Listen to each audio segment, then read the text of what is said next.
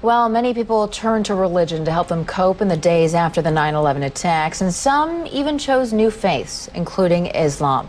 That may be no surprise, since a quarter of the estimated 6 million Muslims in the United States are converts. Delia Gallagher looks at two people who chose that path. وأشهد أن محمد. Allison Poole says this phrase 3 times in Arabic أشهد and then in English. there is no God but God. And I bear witness That Muhammad is the messenger of God. is the messenger of God. And her conversion ceremony is complete. She's now a Muslim. Moments later, she'll marry Sammy and become Allison El Gamal. But Allison, who was raised a Southern Baptist in North Carolina, says faith, not marriage, made her want to become a Muslim. I think for a long time I've been looking for something. There's been like a piece missing. Always one little thing that maybe wasn't right. At a ceremony marking the Muslim holy month of Ramadan, she explained why Islam appeals to her.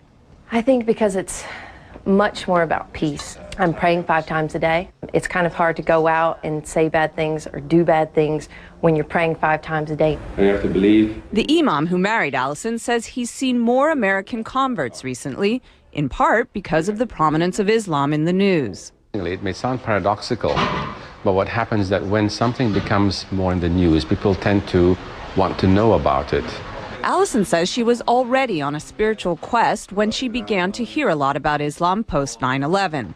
Barbara Cardebuke, another recent Muslim convert, says 9/11 also played a part in her conversion. After 9/11, I thought this is the time when people really have to start looking for real answers to get away from everybody fighting back and war. You have to start looking towards God. Barbara says through Islam she found a one-on-one relationship with God she was unable to find as a Roman Catholic. I always felt when you go to church, you're praying to Jesus or you're doing Hail Marys. You're not, I used to think, well, where's God? She says her family has been mostly supportive of her conversion.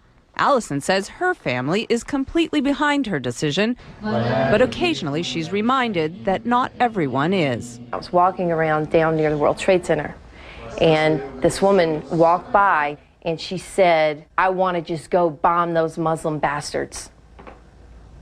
And I heard her say it, and it really struck me, because I was like, you know what, that's me. This is something that's brought me a peace that I've never known. And it's still so misunderstood. It's a choice she's proud of and says she'll keep for life. Delia Gallagher, CNN.